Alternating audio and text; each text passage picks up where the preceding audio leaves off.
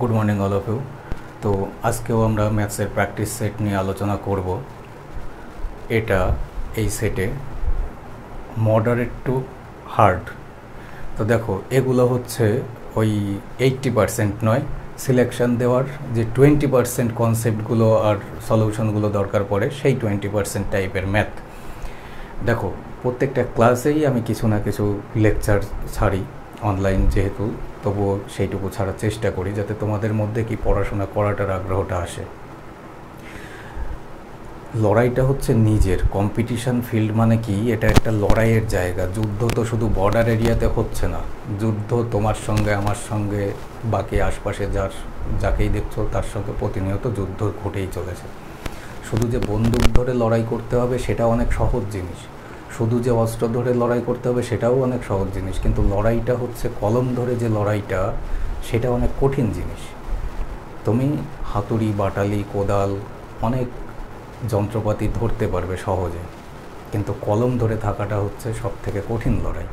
তো সেই কঠিন লড়াইয়ে হচ্ছে তোমরা বসছো, ক্যান্ডিডেট হচ্ছে সেই কঠিন লড়াইয়ের মধ্যে তোমরা এক একজন।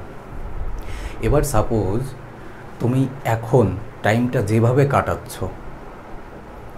পরীক্ষার আগ দিয়ে টাইমটা তুমি যেভাবে কাটাচ্ছ, একটা পরীক্ষায় বসছো, ওই যে 60 মিনিটের পরীক্ষা বা 90 মিনিটের পরীক্ষা, ওই টাইমটা তোমাকে বুঝিয়ে দেবে যে ওই পরীক্ষার আগে পর্যন্ত টাইমটা তুমি কি হিসাবে কাটিয়ে এসছো।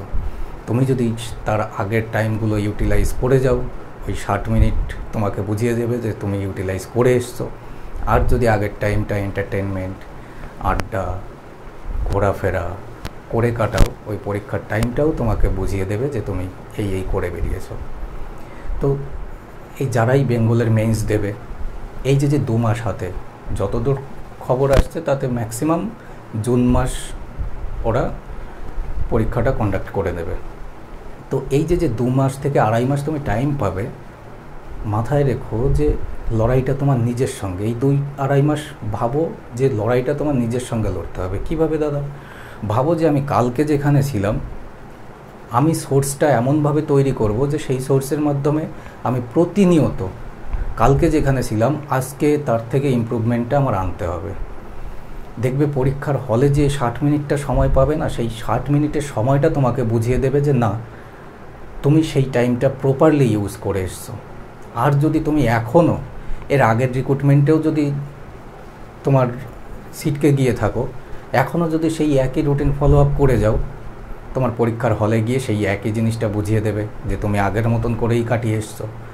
সেটা তোমার আদার্স কম্পিটিশান ফিল্ডের এক্সামের জন্য একই প্যাটার্ন, একই কথাগুলো। কারণ এগুলো প্রতিনিয়ত আমরাও ফেস করে এসেছি, ফেস করি। তো যার কারণে বলি, যেভাবে বলছি সেইভাবে চলো। কালকের থেকে আজকে নতুন কিছু শিখে ইমপ্রুভমেন্ট করো, পরীক্ষার আগ দিয়ে সেগুলোই রিভিশন মারো। যা যা শিখে এসছো, আমরা যেমন অনলাইন প্ল্যাটফর্মে আছি, অফলাইন কোচিংয়ে বহুদিন যাবৎ রয়েছি, তো এগুলো ট্রিট করতে হয়, আমাদের দেখতে হয়। কারণ মাঝে মধ্যেই যখনই আমি কোশ্চেন সেট করে দিই, তখন আমি নিজে রিয়েলাইজ করি যে এদের কোন কোন জিনিসগুলো এরা নিজেরা রিভাইজ করার আগে 5 বার ভাবে না যে এই জিনিসগুলো রিভিশন করতে হবে। আমাদের অনেক দিন একটা ধোঁয়াশার আকার সৃষ্টি হচ্ছে, যত দিন লেট হবে একটা চ্যাপ্টার করলে, সেই চ্যাপ্টারের উপর কনসেপ্টটা তত ধোঁয়াশার মধ্যে যেতে থাকবে। আর আমাদের যেটা কোর্স, আমরা শুধুমাত্র অনলাইনে এই একটাই প্ল্যাটফর্ম, প্রত্যেকটা ক্লাসে এই কোর্স সম্পর্কে বলি। কারণ অ্যাডভার্টাইজ বলতে আমরা এদিক সেদিক আর যাই না, চ্যানেলের মাধ্যমেই শুধু সেই অ্যাডভার্টাইজটা করতে হয়। এবার আদার্স কম্পিটিশান ফিল্ডে অনলাইনে তোমরা যত জায়গার সোর্স জানো, প্রত্যেকটা জায়গার থেকে মেলের পর মেল করতেই থাকে। আমার যে কোর্সটা আমি সরাসরি তোমাদের সঙ্গে ইন্টারাক্ট করে গাইড করছি, এই কোর্সটাই যখন তাদের ওই সকল প্ল্যাটফর্মে ইনক্লুড হবে, তখন সেটা 6,000, 8,000, 10,000 করে তারা সেল করবে। পারিশ্রমিক হয়তো আমি বেশি পাবো, কিন্তু লাভ কিন্তু তাতে আমার থেকে ক্ষতিটা তোমাদের বেশি হবে। কারণ এই প্যাকেজে তখন আর তুমি আমাকে পাবে না। এবার কন্ডিশনে যখনই এই ধরনের প্ল্যাটফর্মে বহু টিচাররা শুরু থেকেই, তারা অনেক পরে এসছে প্ল্যাটফর্ম, অনলাইনে সমস্ত টিচারদের ব্যাক আপ করছে, তো অনেক টিচাররা শুরুতে মোহ ভেবে ঢুকেছে সেখানে, ধীরে ধীরে অনেক টিচাররা সেখান থেকে বেরিয়ে আসছে। তো আমরা শুরু থেকেই, আমি বিশেষ করে সমস্ত প্ল্যাটফর্ম থেকেই ডিটেলস রেখেছি, যে সরাসরি ক্যান্ডিডেটের সঙ্গে ইনস্টিটিউটে যেমনটা ইন্টারেক্ট হতো আমি এখানে সেই মতোই ডাইরেক্ট কোর্সের মাধ্যমে থাকছি বা তোমাদের মাধ্যমেও থাকছি। অনেক ছেলে মেয়ে এর আগের রিক্রুটেও শুধুমাত্র আমার কাছে এই যে পড়া অফলাইন অনলাইন ব্যাচের ভিতরে তা বলে নয়, বাকি এই যে অনলাইনে তুমি পড়ছো, সাপোজ আমার কোর্সেও নেই বা ইনস্টিটিউটেও নেই, কিন্তু সিলেকশন পাওয়ার পরে কিন্তু তারা দেখা করে গেছে যে দাদার অনেকটাই হেল্প হয়েছে। তোমরাও যারা মনে করবে যে না দাদার সঙ্গে দেখা করে আসি, দেখা করে যাবে। এই তো রিলেশন, তো এই কি হচ্ছে, পরীক্ষার আগ দিয়ে তোমরা ফলো আপ করে যাচ্ছ, তারপরে যখন সিলেকশন হয়ে যাবে দাদা হেল্প করেছে, যতটুকু হোক ন্যূনতম হলেও হেল্পে এসছে মনে করবে তাদেরই মতন, ওই সকল দাদাদের মতন, তখন আবার দেখা করে যাবে। তো চলে আসি আমরা ক্লাসে। প্রত্যেকটা ক্লাসেই যেমনটা বলি, মেইনস আসছে এই 2 মাস যদি ছিটকে থাকো, যদি বিশেষ করে অনলাইনের কথা বলছি, বিশেষ করে যদি মাত্র ম্যাথসের প্রবলেম থাকে, অনলাইনে শুধুমাত্র ম্যাথসের কোর্স চলে, শুধুমাত্র যদি ম্যাথসে মনে হয় যে না ম্যাথসে আমি 20-20 পেয়ে সিলেকশনের একদম সিলেকশন হবে কি হবে না সেই চিন্তা ভাবনায় না থেকে আমার সিলেকশন হবেই, যদি সেই চিন্তাটা রাখতে হয়, আর ম্যাথসের যদি প্রবলেমটা এরকমই থাকে, তাহলে অবশ্যই আমাদের এই অনলাইন কোর্সে অ্যাডমিশন হতে পারো। বাকি দাদাদের মতন তোমার ভিতরেও অঙ্কের প্রতি যে ভয়টা সেটা ছুটে যাবে, এটুকু গ্যারান্টি সহকারে বলতে পারি। তো এই নাম্বারে কন্ট্যাক্ট করতে পারো বা হোয়াটসঅ্যাপ করতে পারো। আর আমাদের যেটা মূল টার্গেট থাকে কমপ্লিট ম্যাথসের কোর্স আর শর্টকাট ম্যাথ। এবার শর্টকাট বলতে কি, বিভিন্ন প্ল্যাটফর্মে নামি দামি প্ল্যাটফর্ম যারা নিজেদের জাহির করে যে আমরা নামি দামি প্ল্যাটফর্ম, তো সেই সকল প্ল্যাটফর্মে যেরকম ফর্মুলা বেস শেখায় শর্টকাট বলতে, সেটা না, কনসেপ্ট শিখে যাবে। এখন পরীক্ষার হলে ওই শর্টকাট ফর্মুলা বেসড কোয়েশ্চেন খুব কম দেয়। হ্যাঁ, যেগুলোতে শর্টকাট লাগবে সলিউশন, সেইগুলো সিলেক্টিভ কিছু কোয়েশ্চেন সেগুলো করতেই হয়, কিন্তু ম্যাক্সিমাম তোমার কনসেপ্টের উপরেই পরীক্ষার হলে দিয়ে আসতে হবে। তো ফর্মুলাটা অ্যাভয়েড করতে হবে, যে কটা ফর্মুলা না জানতেই নয় সেই কটা ফর্মুলা আমরাও শেখাই। পুরোপুরি শর্টকাট ম্যাথ, কিন্তু শর্টকাট উইদাউট ফর্মুলা বেসড। শর্টকাটে তোমার কনসেপ্টটা শিখতে হবে।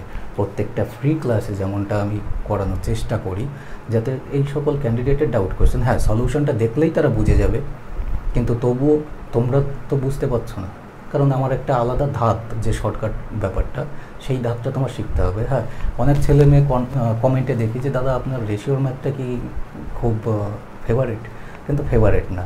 আমি যে কোনো কোশ্চেনকে টার্গেট করি যে রেশিওতে নিয়ে আসি, কারণ রেশিওটা সবথেকে সহজ চ্যাপ্টার এবং সবথেকে বুঝতেও সুবিধা।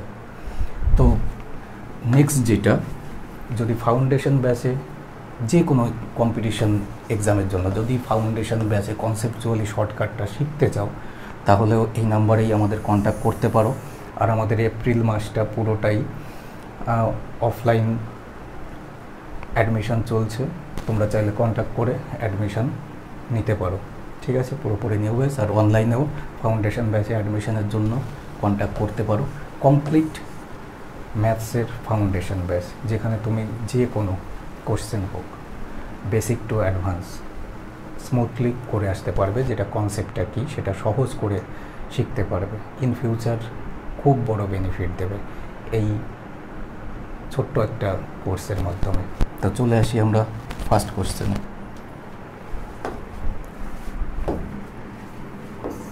Question number 1। দেখো, এই কোশ্চেনটা এসএসসি এক্সাম হোক বা রেলওয়ে এক্সাম হোক, যে কোনো কম্পিটিটিভ এক্সাম হোক, খুবই ইম্পর্টেন্ট, বিশেষ করে এই ধরনের সেন্ট্রাল বেসড, কারণ স্টেট গভর্নমেন্টের এক্সামে খুব কম ট্রিগোনোমেট্রি বলো, হাইট অ্যান্ড ডিস্টেন্স বলো, বিশেষ করে অ্যাডভান্স পোর্শন, পরিমিতির থেকে আয়তক্ষেত্র বর্গক্ষেত্র কমন স্টেট গভর্নমেন্ট দেয়, কিন্তু 3 ডাইমেনশনাল যেটা কিউব, কিউবয়েড, কোন, সিলিন্ডার, এগুলোর থেকে রেয়ার কোশ্চেন দেয়। সেরকম ট্রিগোনোমেট্রি থেকেও কোশ্চেন খুব রেয়ার দেয়, দিলেও বেসিক ধরনের। কিন্তু এই ধরনের কোশ্চেনগুলো সেন্ট্রাল বেসড, যে কোনো কম্পিটিশন ফিল্ডে যখনই বসতে যাবে এই ধরনের কোশ্চেনগুলো তোমরা ফেস করবে, সেটা রেলওয়ে এক্সাম হোক, এসএসসি হোক। কি বলেছে, sine square 10 degree plus sine square 20 degree plus sine square 30 degree চলছে up to sine square 80 degree পর্যন্ত, এর মানটা আমাদের ফাইন্ড করতে হবে। তোমরা যে কোনোভাবে করতে পারো, কিন্তু আমি জানি যে সাইন 90 ডিগ্রির মান কত 1, সেটা স্কোয়ার থাকলে একের স্কোয়ার মানে কি একই আসবে। এবার সাইন 90 ডিগ্রিটাকে আমি কি করলাম, একটু স্লাইটলি চালাকি করে sine 10 degree plus sine 80 degree, just 90 ডিগ্রিটাকেই আমি চালাকি করে এই প্যাটার্নে লিখে দিলাম। তাহলে এটা মানেও তো সাইন 90 ডিগ্রি, তাই না? এটা মানেও সাইন 90 ডিগ্রি। তাহলে এখানে তো আলাদা কিছু নেই। কি আছে আলাদা? এক্সামিনারের জাস্ট একটু চালাকি কনসেপ্টটা, সেটা ধরতে হচ্ছে। তাহলে এখানে 10 ডিগ্রি রয়েছে আর এইখানে 80 ডিগ্রি রয়েছে, তাহলে 80 আর 10-এ 90 ডিগ্রি রয়েছে। এখানে 20 ডিগ্রি রয়েছে, 80-র আগে নিশ্চয়ই সাইন 70 ডিগ্রি ছিল, তাহলে 20 আর 70 আবার 90 ডিগ্রি হচ্ছে। 30 ডিগ্রি, 70 ডিগ্রির আগে 60 ডিগ্রি রয়েছে, তাহলে 30 আর 60 মিলে আবার 90 ডিগ্রি। তারপরে 30-র পরে 40 আসবে, আর ওদিক থেকে 50 ডিগ্রি আসবে, 50 আর 40 তারপরেও 90 ডিগ্রি। তাহলে 90 ডিগ্রি করে করে কটা প্যাটার্ন আসলো? 4টে প্যাটার্ন। তাহলে এই কোশ্চেনের উত্তর হয়ে যাবে 4। 1 + 1 + 1 + 1 কত হয়ে যাবে? 4 হয়ে যাবে। এবার এইভাবে যদি সিরিজটা আরও বড় হতো তাহলে তো আমাদের এইভাবে ধরে নিতে যে 4টেই সেট হচ্ছে, তাহলে 4 অ্যান্সার করে দিতাম। তো যদি সিরিজটা বড় হতো তাহলে একটু প্রবলেম হতো। তাহলে সেই প্রবলেমটা কীভাবে ফেস করবে? দেখো, সব থেকে বড় ভ্যালুটা অ্যাঙ্গেল ভ্যালু কত ডিগ্রি আছে? 80 ডিগ্রি। আর আমরা জানি যে 2n মানে কি? যে কোনো ইভেন নাম্বার, যে কোনো ইভেন নাম্বারকে আমরা কিভাবে তাকে প্রকাশ করি? 2n দিয়ে। তাহলে 80 ডিগ্রি মানে 2n করতে পারি, কারণ 80 একটা জোড় সংখ্যা। তাহলে 80 একটা যখনই আমি দেখছি যে জোড় সংখ্যা, দেখো তো এখানে ফার্স্ট টার্মটা 10 ডিগ্রি, সেকেন্ড টার্মটা 20 ডিগ্রি, এই দুটো টার্মের মধ্যে ডিফারেন্স কত? 10। আবার 20 থেকে 30 আবার ডিফারেন্স 10, অর্থাৎ এদের ডিফারেন্সটা 10 ডিগ্রির করে করে চলছে। তাহলে 2n-এর সঙ্গে 10 মাল্টিপ্লাই করে দাও, 0-র সঙ্গে 0 কেটে দাও, 2 দিয়ে কাটলে কত আসলো n-এর মান? 4। তাহলে ডাইরেক্ট এই কোশ্চেনের উত্তর কত চলে আসলো? 4। ঠিক আছে, তো এই স্লাইটলি লজিক্যাল প্যাটার্নটা ফলো আপ করতে হবে। নেক্সট কোশ্চেনে আসি। Question number 2। স্থির জলে নৌকার গতি 10 কিমি/ঘন্টা এবং স্রোতের গতি 4 কিমি/ঘন্টা। নৌকার গতি 10 কিমি/ঘন্টা, স্রোতের গতি 4 কিমি/ঘন্টা। একজন লোক 12 কিলোমিটার প্রতিকূলে যায়, কিছুক্ষণ বিশ্রাম নিয়েছে, প্রতিকূলে গিয়েছে, কিছুক্ষণ বিশ্রাম নিয়েছে, বিশ্রাম নেওয়ার পরে তারপর 14 কিমি অনুকূলে যায়। 14 কিলোমিটার অনুকূলে আবার গেছে, মানে কি 12 কিলোমিটার সে প্রতিকূলে গেছে, ওখানে গিয়ে কিছুক্ষণ রেস্ট নিয়েছে। সাপোজ প্রতিকূল মানে স্রোতের বিপরীতে আমি যাচ্ছি, 12 কিলোমিটার যখন গেলাম আমি হাঁপিয়ে গেলাম, হাঁপিয়ে যাওয়ার পরে সাপোজ ম্যাক্সিমাম কম্পিটিশান ফিল্ডে ছেলে মেয়েদের কী হয়, কী ঘটে আমি সেটা বলছি। কম্পিটিশান ফিল্ডটা তুমি যখনই একটা পজিশনে পৌঁছে যাবে তোমার কাছে সহজ মনে হবে, কারণ তুমি অনেকটা গ্যাদার করে ফেলেছো এই সেক্টরটার নলেজ সম্পর্কে। আর যারাই যেসব ছেলে মেয়ে নতুন নতুন এই ফিল্ডে পড়ে, ম্যাক্সিমাম ছেলে মেয়ে ভয়ে পিছিয়ে আসে, হাঁপিয়ে ওঠে যে এত কিছু জানতে হবে, অথই সমুদ্রে পড়লাম, আমি কলেজ লাইফ স্কুল লাইফ এত তো আমার জানতে হয়নি। কিন্তু জানাটা এখানে ভাস্ট সিলেবাস, সেই ভাস্ট সিলেবাসের থেকে আগে ছোট ছোট ফোকাস করে নিয়ে এগোতে হবে। একবারেই যদি ওই ভাস্ট সিলেবাসটা সম্পর্কে পড়ো না, তাহলে অতই সমুদ্রে পড়ার মতন পড়বে। ছোট ছোট করে ভেঙে নাও, আগে এক একটা সাবজেক্ট করে করে এগিয়ে যাও। ফ্রেশার ক্যান্ডিডেট সম্পর্কে বলছি, ঠিক আছে? আদারওয়াইজ ভয় পাবে তুমি বাকিদের মতন।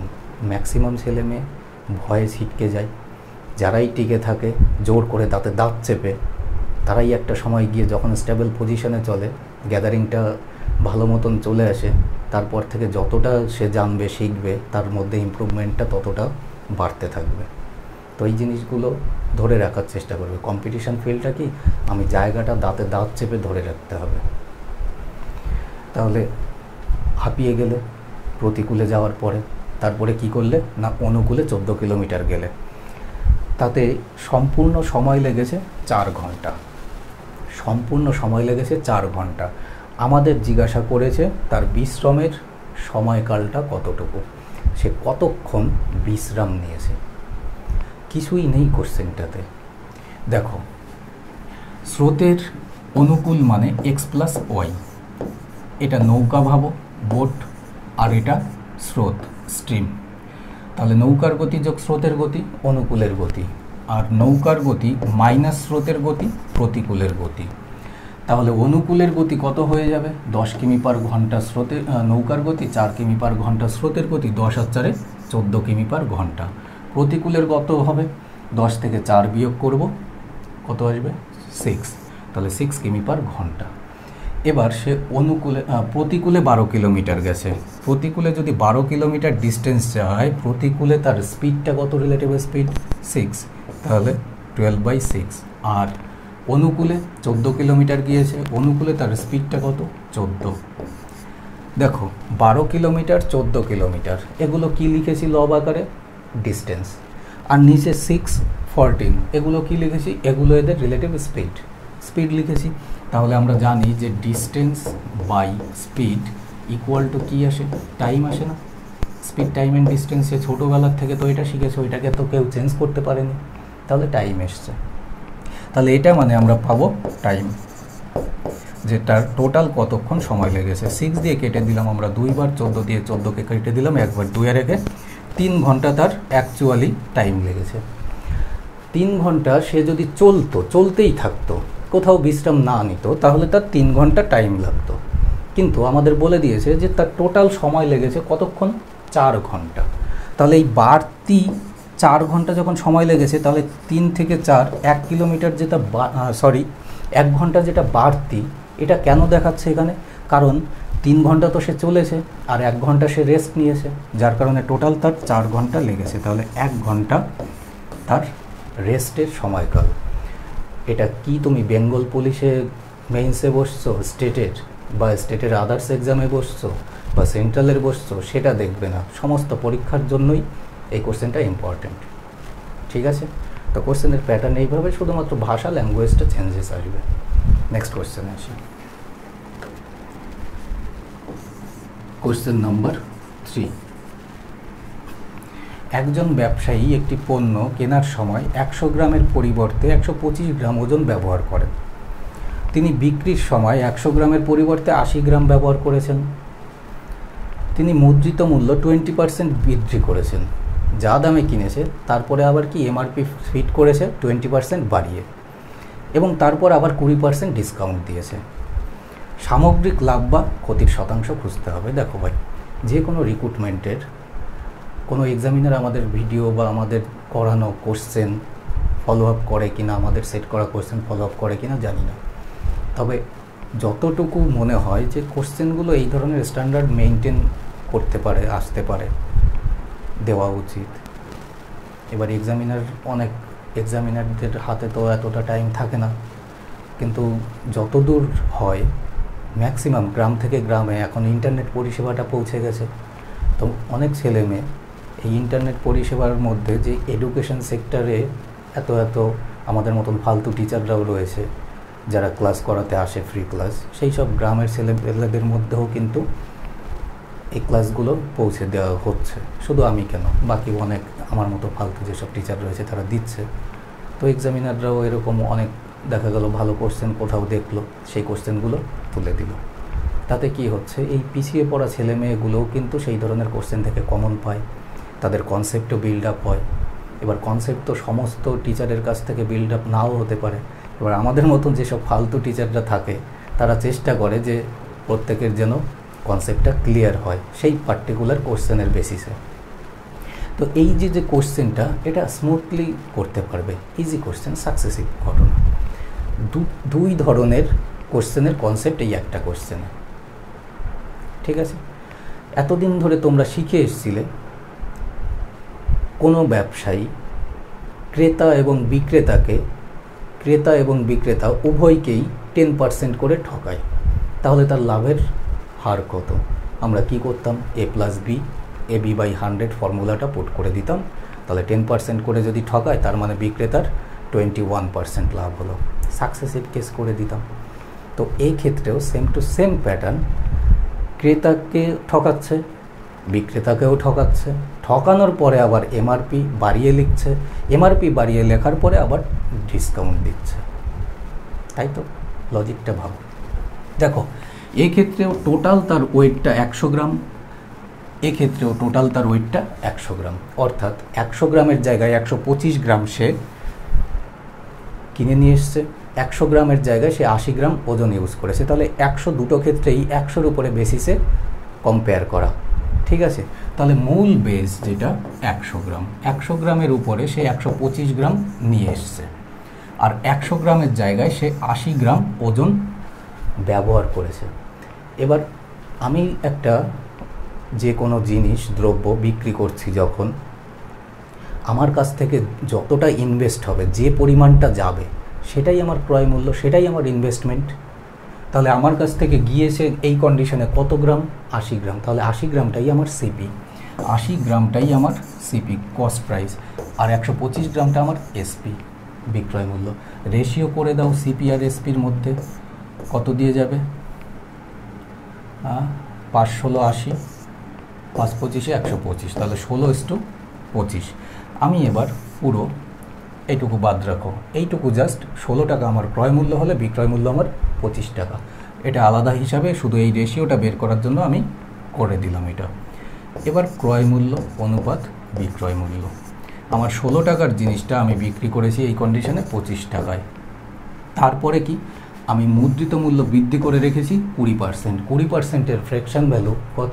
1/5, অর্থাৎ 5 টাকায় 1 টাকা লাভ, মানে 6 টাকায় আমি বিক্রি করেছি।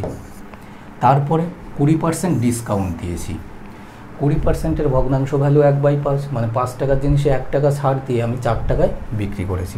তাহলে 5 টাকার জিনিসটা আমি 4 টাকায় বিক্রি করেছি। That's it, successive case.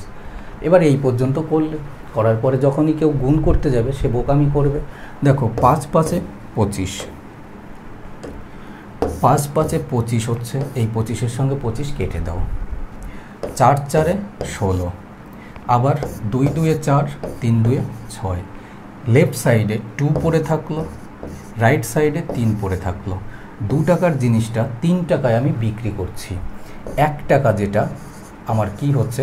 Profit হচ্ছে। তাহলে প্রফিট পার্সেন্টেজের ক্ষেত্রে কি বলবো আমি? 1 টাকা আমার লাভ, আমার ক্রয় মূল্য কত টাকা? 2 টাকা, আর হাফ মানে ভগ্নাংশ ভ্যালু, হাফ মানে কত পার্সেন্ট? 50%। তাহলে অপশন নাম্বার ডি হয়ে যাবে আমাদের উত্তর, ঠিক আছে। যাদেরই মনে হবে স্ক্রিনশট একটা নেওয়ার প্রয়োজন নিয়ে নেবে, ঠিক আছে। নেক্সট কোশ্চেনে আসছি।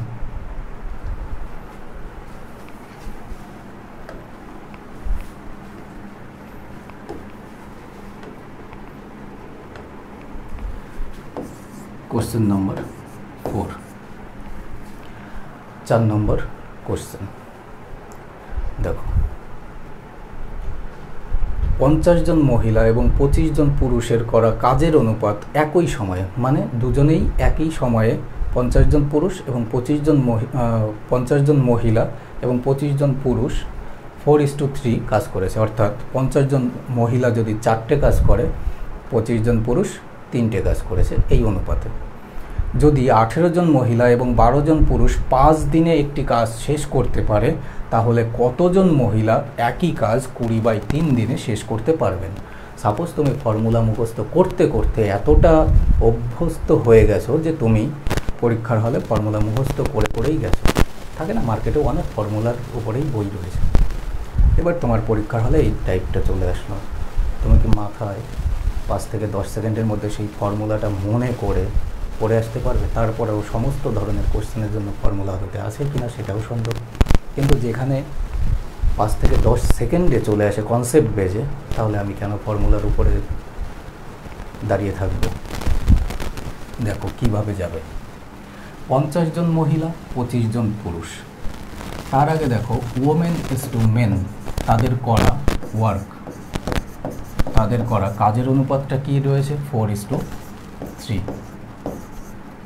আর যদি আমি 50:25 করি, কত আসবে? 2:1, 2:1, 2:1, অর্থাৎ পার্সন, ব্যক্তিদের সংখ্যার অনুপাত কত? 2:1। এবার তুমি ভাবো আমি ব্যক্তি দিয়ে টোটাল কাজকে যদি ডিভাইড করি তাহলে কি আসবে? এফিসিয়েন্সি আসবে।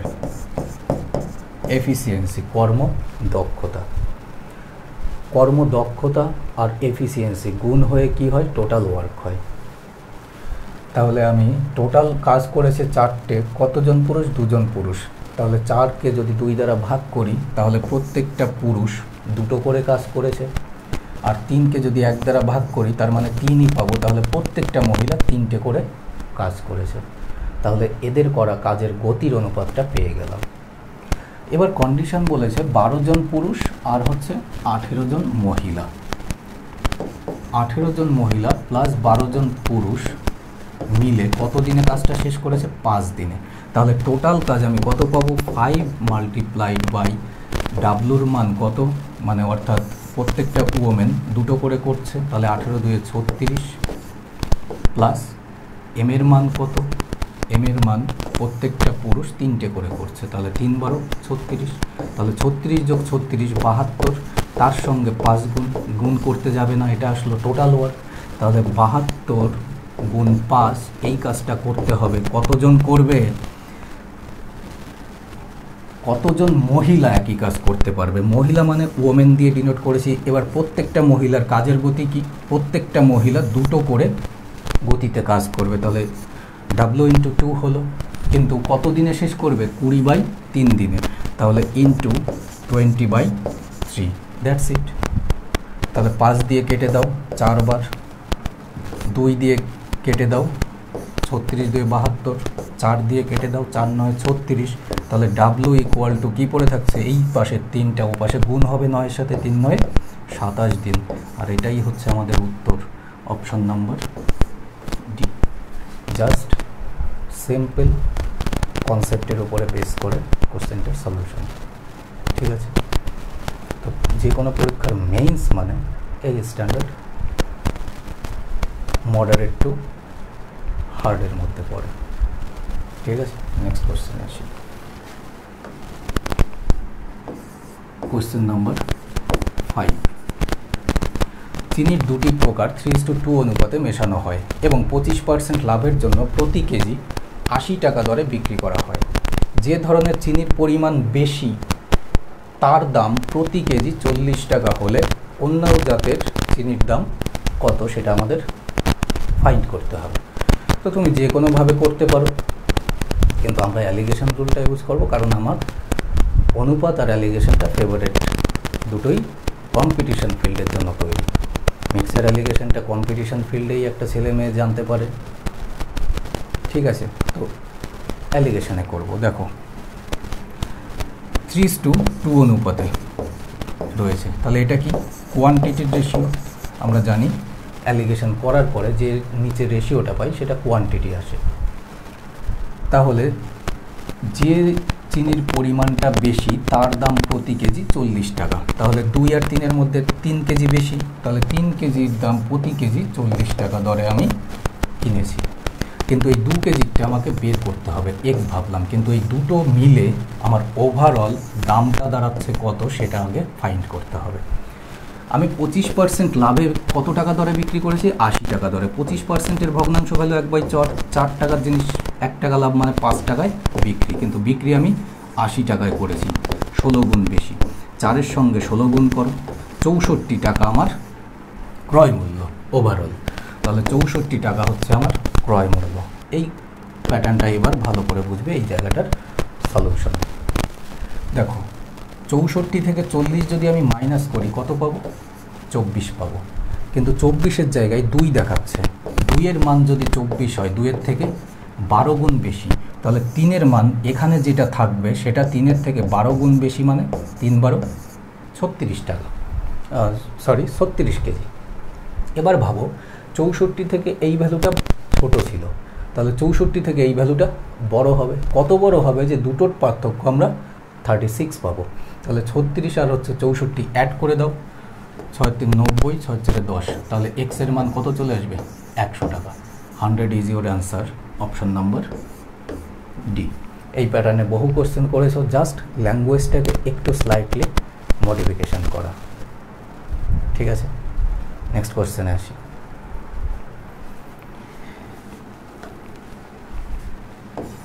Question number 6।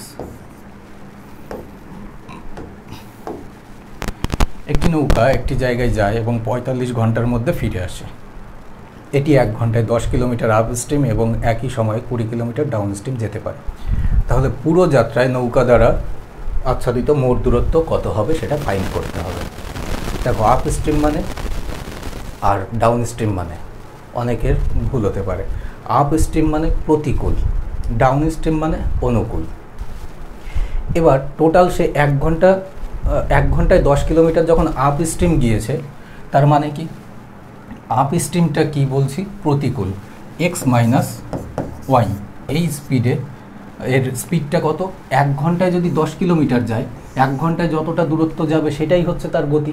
তাহলে 10 কিলোমিটার গিয়েছে মানে 10, আর প্রতিকূলের গতি x প্লাস ওয়াই।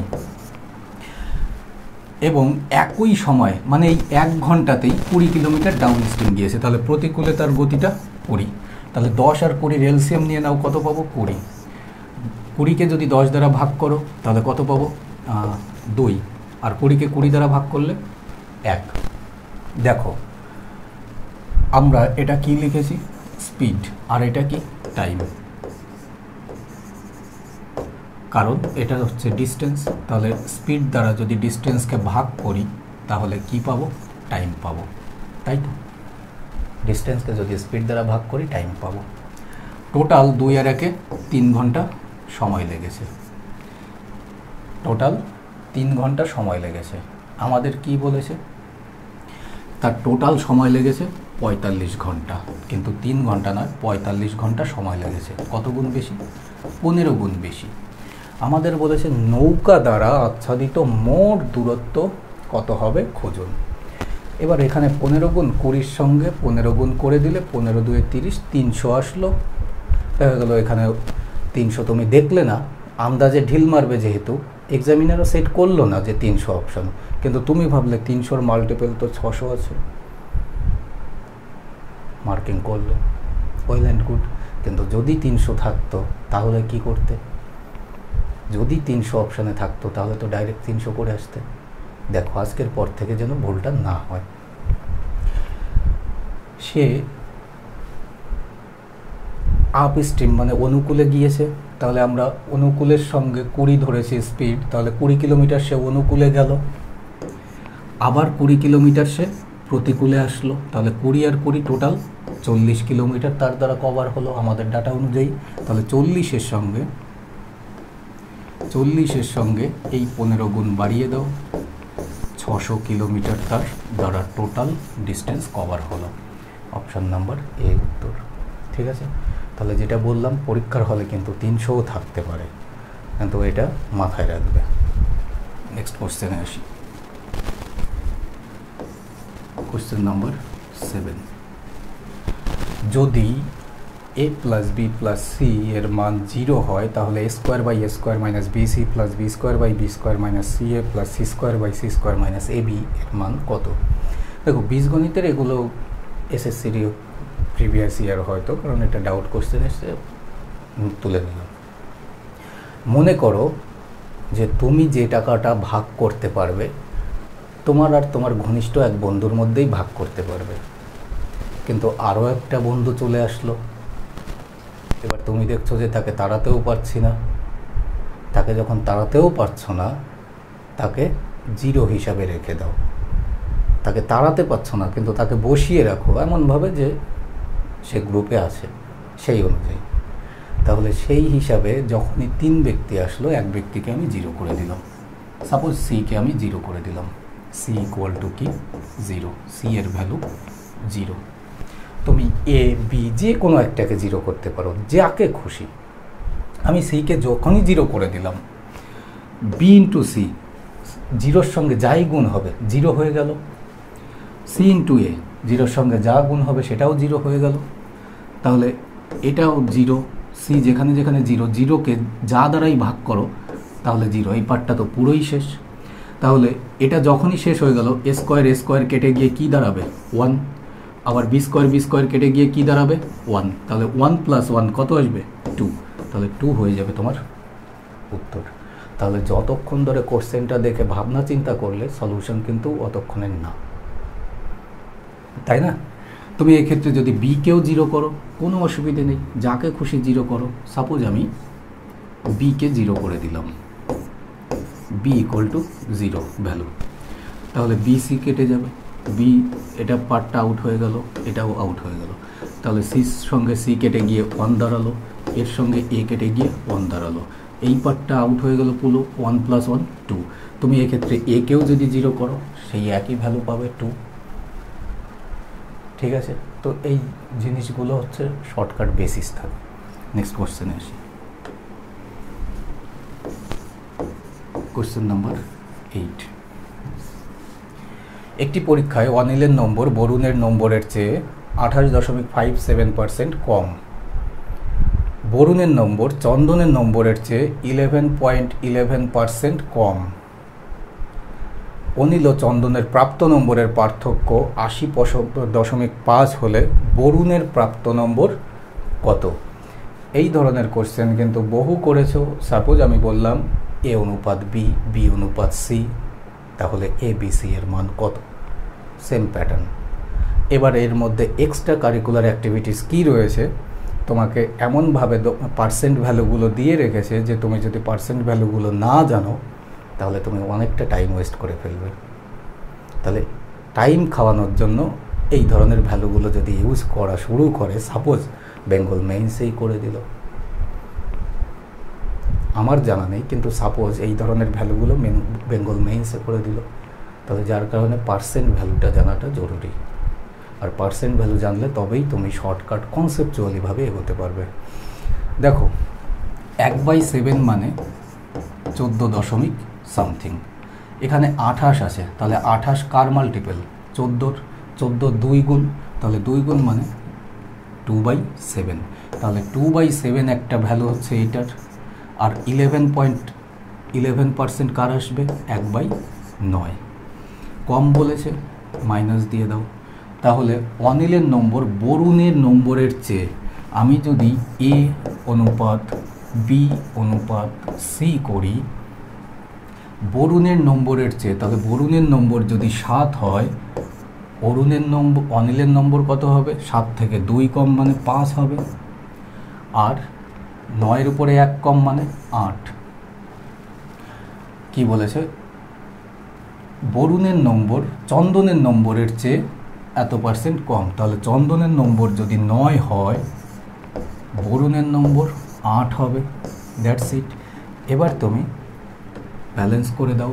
বরুণ এক্ষেত্রে কমন পার্সন, একবার অরুণের সঙ্গে বলছে আমি 7 পেয়েছি, একবার চন্দনের সঙ্গে বলছে আমি 8 পেয়েছি। বরুণ এক্ষেত্রে কমন পার্সন, সাপোজ তোমাদেরই বন্ধু। যখন অনিলের সঙ্গে কথা হচ্ছে তখন বলছে যে আমি 7 নম্বর পেয়েছি, যখন চন্দনের সঙ্গে কথা বলছে তখন বলছে আমি 8 পেয়েছি। আলাদা আলাদা ভ্যালু তো হতে পারে না।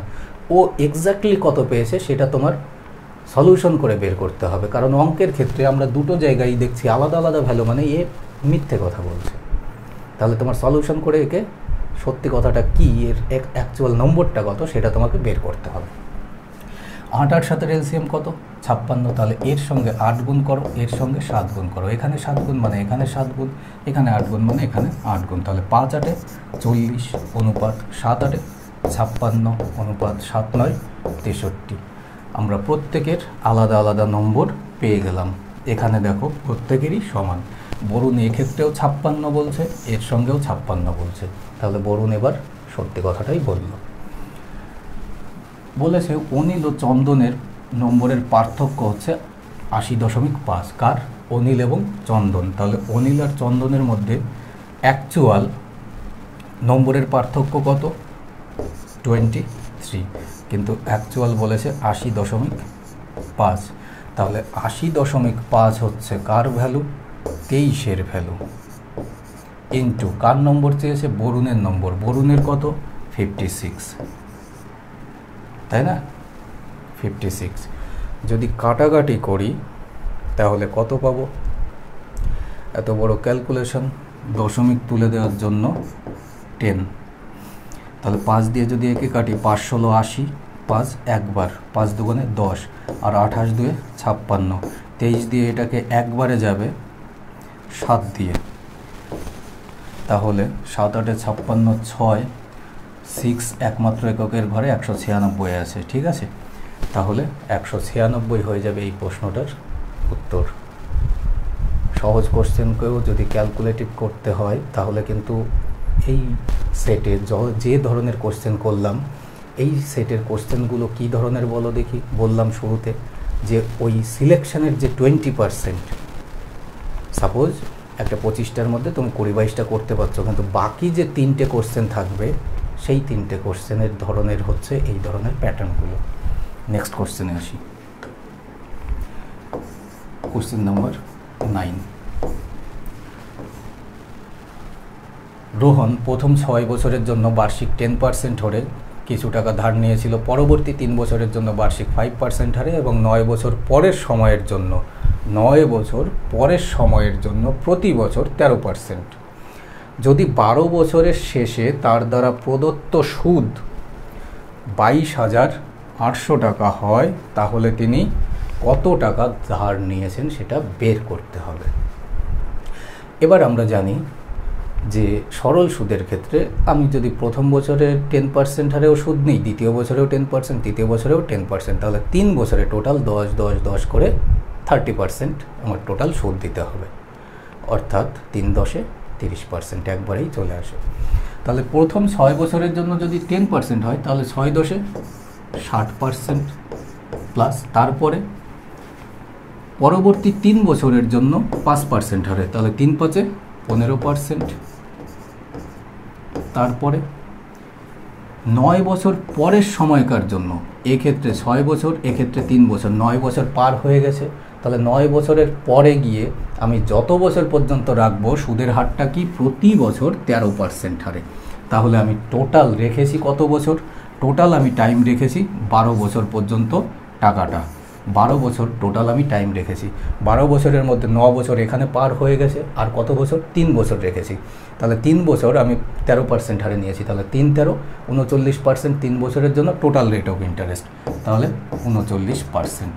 টোটাল রেটটা কত আসছে, 9 5 14 4 হাতে 1, 3 আর 1 4 1 5 আর 6 11, 114% আমি টোটাল সুদ নিয়েছি। তাহলে আমি কত টাকা সুদ নিয়েছি জানি না, মনে করলাম পি টাকার সুদ নিয়েছি, পি টাকার উপরে যদি আমি 114% সুদ পাই, সেই সুদের পরিমাণটা কত আসলো, 22,800 টাকা। 22,800 টাকা। 114 দুগুণে 228 0 0, আর এই পার্সেন্টেজের জন্য আরও দুটো শূন্য, তাহলে কত আসলো, 20,000 টাকা। তাহলে পি মানে আমার আসলের পরিমাণ কত, 20,000 টাকা, that is option number C. ঠিক আছে, নেক্সট কোশ্চেনে যাই। স্ক্রিনশট নেওয়ার হলে নিয়ে রেখো, ইম্পর্টেন্ট কোশ্চেন এগুলো, হয়তো তোমরা বেঙ্গল যেসব অনেক পাবলিকেশনের বই আছে পেয়ে যাবে, কিন্তু হার্ড লাগতো, কিন্তু হার্ড লাগার কথা না। Question number 10। সোমবার ইলেকট্রনিক সামগ্রীর একটি দোকান বন্ধ থাকে। কী বারে বন্ধ থাকে, সোমবারে ইলেকট্রনিক সামগ্রীর একটা দোকান বন্ধ থাকে, সাপ্তাহিক ছুটি থাকে। তো সপ্তাহের বাকি 6 দিনের জন্য প্রতিদিন গড় বিক্রি হলো 13,240 টাকা, এবং মঙ্গলবার থেকে শনিবারের গড় বিক্রি হলো 13,924 টাকা। তাহলে বলেছে রবিবারের বিক্রি কত টাকা। ঠিক আছে, তো একদিন সোমবার তো আমার বন্ধ, তাহলে বাদবাকি টোটাল 6 দিন, তাহলে টোটাল সেই 6 দিনের গড় বিক্রি দেওয়া রয়েছে, আর মঙ্গলবার থেকে শনিবার মানে বাকি 5 দিনের গড় বিক্রি দেওয়া রয়েছে। তাহলে এই টোটাল 6 দিনের থেকে যদি ওই 5 দিনের টোটাল বিক্রিটা বাদ দিয়ে দিই, তাহলে রবিবারেরটা বেরিয়ে আসবে।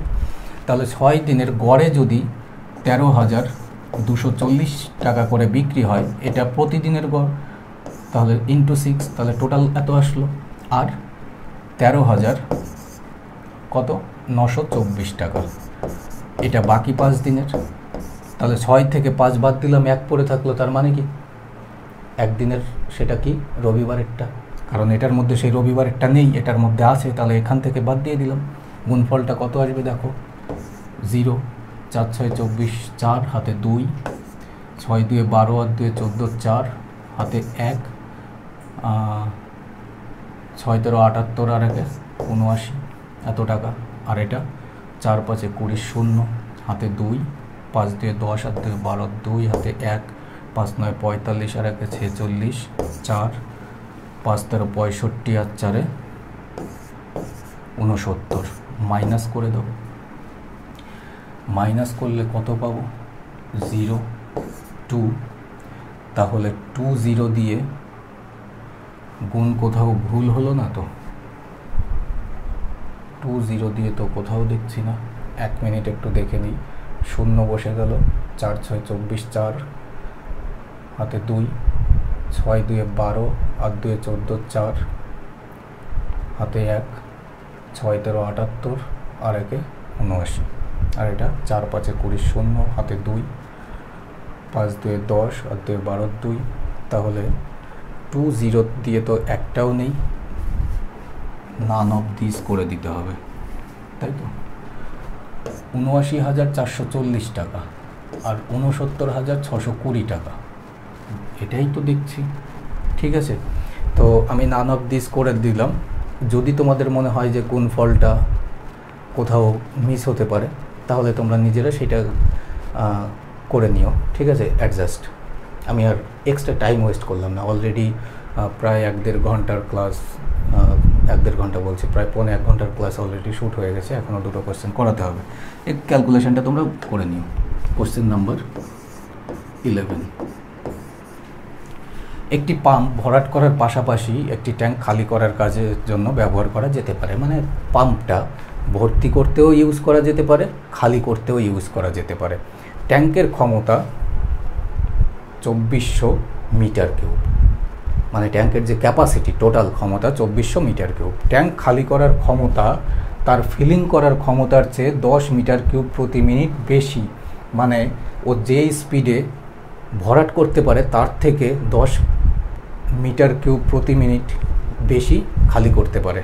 তাহলে এফিসিয়েন্সি কার বেশি?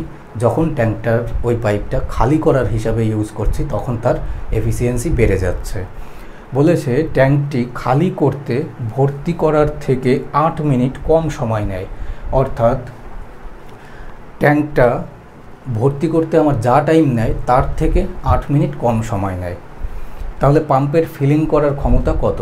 আর আমরা জানি যে ফিলিং করার ক্ষমতা, এখানে দেখেছি, ফিলিং করার ক্ষমতার চেয়ে খালি করার ক্ষমতা 10 মিটার কিউব বেশি, তাই তো? তার মানে কি ফিলিং করার ক্ষমতাটা কম। দেখো, আমি যদি ফিলিং করার ক্ষমতা আর কি এমপিটি খালি করার ক্ষমতা যাচাই করি, খালি করার ক্ষমতাটা বেশি নাকি ফিলিং করার ক্ষমতাটা বেশি? এখানে কি বলেছে? কার টাইম বেশি নেয়? খালি করতে ভর্তি করা থেকে 8 মিনিট কম সময় নেয়। ভর্তি করতে যা আমার টাইম নেয় খালি করতে তার থেকে 8 মিনিট কম সময় নেয়। তাহলে কার স্পিডটা বেশি হবে? ভর্তি করার থেকে খালি করার স্পিডটা বেশি হবে। তাহলে ভর্তি করা যদি x হয়, খালি করা x + 10, এই হলো। ঠিক আছে, এবার আমি যদি দেখি টোটাল ট্যাঙ্কটার ক্যাপাসিটি হচ্ছে 2400, তাহলে 2400 divide x minus 2400 divide x + 10 equal to 8। এই ইকুয়েশনটা সলিউশন করবে, x এর মান পেয়ে যাবে। x এর মান পেয়ে গেলে তারপরে এক্সটাই ফিলিং করা, তাহলে ফিলিং করাটাই x এর মান ফাইন্ড করতে হবে। করলে তাহলে আমি এই অবধি বেসিক হিসাবে তোমাদের দেখিয়ে দিলাম। এটা বেসিক। x মানে আমি তোমাকে ক্লাসের পড়াতে আসিনি, কম্পিটিশন ফিল্ডের পড়াতে এসেছি, তাহলে সেই অনুযায়ী ভাবাবো। দেখো, যারাই এই যে কোনো, বিশেষ করে ম্যাক্সিমাম ছেলেমেয়ে, আমি জানি যে আমার ক্লাসটা, প্রত্যেকটা ক্লাস, যারা হয়তো নতুন ছেলেমেয়ে হঠাৎ করে আজকে আসলো, তারাও যখন 1 থেকে 2টো ক্লাস দেখে, মানে হয়তো স্কিপ করে কেটে যে হ্যাঁ পারছি কেটে দেখলো, কিন্তু প্রত্যেকটা টাইপের কোশ্চেন দেখার চেষ্টা করে লাস্ট অবধি, আমি জানি। আর আদার্সের কথা আমি বলতে পারবো না যে বাকি টিচারদের কথা কি। দেখো, কম্পিটিশন ফিল্ডের জন্য কি হিসাবে রেসপন্স করতে পারি? টোটাল ক্ষমতাটা কত ট্যাঙ্কের? 2400। এক্ষেত্রে টাইম দেওয়া রয়েছে 8 মিনিট। তাহলে টোটাল ক্ষমতাকে যদি 8 দিয়ে আমরা ডিভাইড করি, মানে টাইম দিয়ে ডিভাইড করি, তাহলে কি আসবে? এফিসিয়েন্সি আসবে। তাহলে তো এফিসিয়েন্সি আসবে। তাহলে 2400কে যদি 8 দিয়ে ডিভাইড করি তাহলে 3 8 24, 300 আসলো। আর এক্ষেত্রে এফিসিয়েন্সি 10 মিটার কিউব প্রতি মিনিট, ডিফারেন্সটা দেওয়া রয়েছে, এর সঙ্গে 10 মাল্টিপ্লাই করে দাও, তাহলে কত আসলো? 3000। 3000কে এমন দুটো ফ্যাক্টরের স্টেপগুলো মাথায় রাখবে। ফার্স্ট আমি কি করলাম? টোটাল ক্যাপাসিটিকে টাইম দ্বারা ডিভাইড করলাম, এফিসিয়েন্সি আসলো। এফিসিয়েন্সির সঙ্গে এফিসিয়েন্সির ডিফারেন্স যেটা, সেটা গুণ করে দিলাম, টোটাল ক্যাপাসিটি চলে আসলো। টোটাল, এটা আমাদের হিসাবে টোটাল। এবার এই যে ভ্যালুটা আসলো, একে এমন দুটো ফ্যাক্টরে ডিভাইড করে দাও যাতে তাদের ডিফারেন্সটা 10 হয়। আমরা জানি যে 30 ছোট ভ্যালু, 5 6 30 হয়।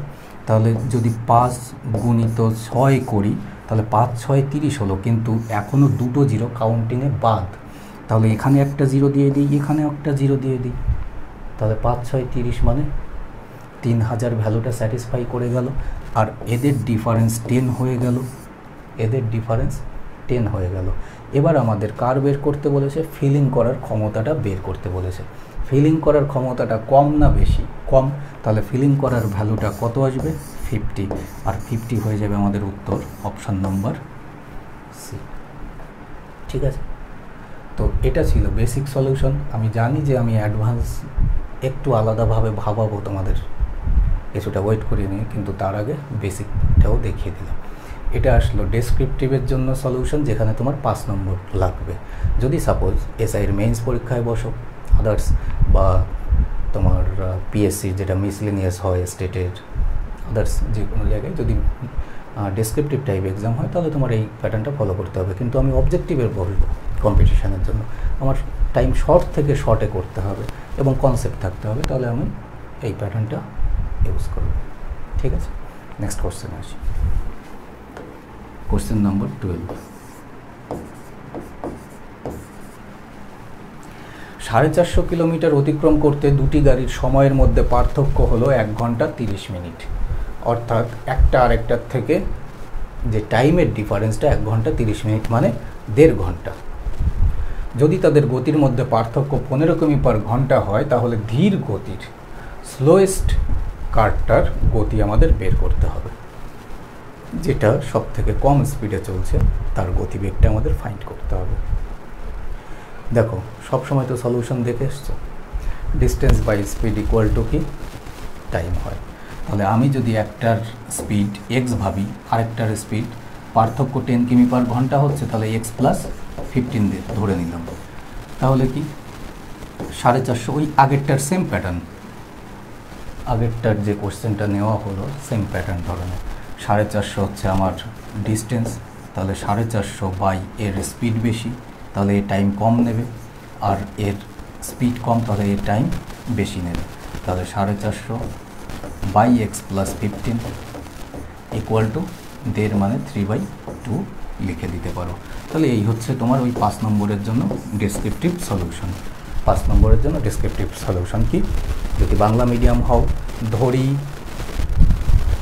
স্লোয়েস্ট ধীর গতির ট্রেনের গতিবেগ এক্স, আর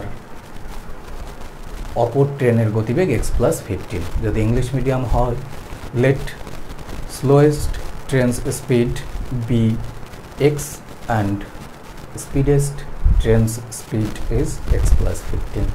তাহলে ডেসক্রিপটিভের জন্য করে তারপরে শর্ত মতে দিয়ে তুমি এটা করে দিলে, যা ভ্যালু আসলো করে ফেললে, ওটাই তোমার উত্তর। আর ওটার জন্য তুমি পাক্কা 5 নম্বর পেলে। আর এখানে তোমার 5-এর জায়গায় 1 নম্বর দেওয়া, তাহলে সেই রকম করেই তোমার ভাবতে হবে। দেখো, এই কোশ্চেনগুলো সব সময় হিট অ্যান্ড ট্রায়াল করবে। কীরকম? ডাইরেক্ট হিট দি অপশনস। আমাদের বলেছে যে দুজনার সময়ের পার্থক্য 1.5 ঘন্টা। তাহলে আমি সাপোজ এ অপশন তুললাম, আমাদের কি বলেছে? ধীর গতির ট্রেন। তাহলে 450কে আমি যদি 45 দ্বারা ভাগ করি, এখানেই 10 ঘন্টা টাইম নেবে। আর এটা তো ধীর গতির ট্রেন, তাহলে স্পিড যার বেশি 15 কিলোমিটার বেড়ে যাবে, তাহলে 45 আর 15 কত আসবে 60। তাহলে 450কে যদি 60 দ্বারা ভাগ করি তাহলে অপর গাড়িটা কত সময় নিয়েছে বের করতে পারবো। কিন্তু 6 দিয়ে কি ভাগ যাবে, 3 15 45, 3 দুগুণে 6, 15 মানে 7.5, 7.5। তাহলে 10 থেকে যদি আমরা 7.5 মাইনাস করি, 7 আর 8 আর 2 10, 2.5 ঘন্টা হয়ে যাচ্ছে। কিন্তু টাইমের ডিফারেন্স কত, 1.5 ঘন্টা। কিন্তু লাগবে কত, আমাদের এখানে আসলো 2.5 ঘন্টা। তাহলে এ অপশন বাদ চলে গেল, এ অপশন আউট। বি অপশানে রয়েছে 60। তাহলে 450কে যদি আমরা 60 দ্বারা ভাগ করি কত পাবো, 3 15 45, 3 2 6, অর্থাৎ 7.5 ঘন্টা পেলাম। আর তাহলে স্পিডের ট্রেনটার টাইমটা কত আসবে, 450 বাই, যদি স্লো ট্রেনটার গতিবেগ 60 হয়, 15 কিমি বেশি হবে ওটা, তাহলে 60 আর 15 75, তাই না? 60 আর 15 75, 3 25 75, 3 15 45, 0, 25 দিয়ে একে কাটলাম 6 বার, তাহলে 6 ঘন্টা আসলো। এবার তুমি ভাবো, এটা 7.5, এটা 6, ডিফারেন্স কত, 1.5। আর এটাই আমাদের বলেছে যে 100% স্যাটিসফাই করে ফেললো। তাহলে স্লো ট্রেনটার গতিবেগ কত আসবে, 60। যদি তুমি ডিটেলস এইভাবে সলিউশন করতে যাও, যা টাইম আসবে ডাইরেক্ট হিট করো অপশনসকে, তুমি অনেকটা টাইম সেভ করতে পারবে। ঠিক আছে? তো কিছু কিছু জিনিস আমাদের বুঝতে হবে যে আমরা শুধুমাত্র সলিউশন শিখে এসেছি না, আমার ইগোতে চলে আসলো আমি সলিউশন করেই উত্তরে যাব। কিন্তু কেন, অবজেক্টিভ পরীক্ষা আমার চোখের সামনে অপশানস রয়েছে, মানে উত্তর রয়েছে, আমি উত্তর থেকে ব্যাকে করে স্যাটিসফাই করিয়ে করব। ঠিক আছে? তো আজকে এই কটা কোশ্চেন ছিল সলিউশনে। দেখা হবে নেক্সট ক্লাসে। আপ টু পরীক্ষা পর্যন্ত চেষ্টা করব উইকলি বেসিসে 2টো করে এরকম প্র্যাকটিস করানোর জন্য। কিন্তু তাতে কি, এর ভিতরে যে লুকিয়ে থাকা কনসেপ্ট তোমাকে পাওয়ার দেবে, সেই কনসেপ্টটা না ক্লিয়ার হওয়া পর্যন্ত কিন্তু পরীক্ষার হলে শুধুমাত্র কিছু এই সিলেক্ট করা কোশ্চেন তুমি নিয়ে যাচ্ছ না। ম্যাথ মানে কি, তোমার কনসেপ্টটা ক্লিয়ার করে তারপরে যেতে হবে ভাই। সেই কনসেপ্টটা ক্লিয়ার, তুমি কোনো দাদার গাইডে আসো, আশপাশে কোনো দাদা দিদি থাকলে তাদের গাইডে তারা লাথি ঝাঁটা মারলেও, আর শুনে আসছো তো বাঙালি মানে যে ভালো মানুষের লাথি খাওয়াও ভালো। তো ভালো মানুষটা তোমার এই মোমেন্টটা অনুযায়ী, প্রিপারেশন মোমেন্টটা অনুযায়ী সেই ভালো মানুষটাকে তোমার খুঁজতে হবে। যে আশপাশে কোনো দাদা দিদিও যদি তোমার হেল্প করতে পারে, লাথি ঝাঁটা খেয়ে হলেও তার কাছ থেকে হেল্পটা নেওয়ার চেষ্টা করুন। কারণ কনসেপ্ট, মূল কথা সেই পার্টিকুলার সাবজেক্ট টপিকের উপরে কনসেপ্টটা তোমার ক্লিয়ার দরকার। তো দেখা হবে নেক্সট ক্লাসে। আর কালকে তুমি যেখানে পড়েছিলে আজকে চেষ্টা করো তার থেকে নতুন কিছু শেখার। কারণ আমিও যেটা 6 মাস আগের ক্লাসে করিয়ে এসেছি সেটা চেষ্টা করি না যে সেই টাইপটাই নিয়ে আসার। কারণ কি, আমাদের পেইড কোর্সের বহু পুরনো ছেলেমেয়ে রয়েছে, বা আমাদের ইনস্টিটিউটের অনেক ছেলেমেয়েও রয়েছে, দাদাকে ফলো আপ করে যাচ্ছে এখনও প্র্যাকটিসে। তো দেখা হচ্ছে নেক্সট ক্লাসে। Thanks for watching once again.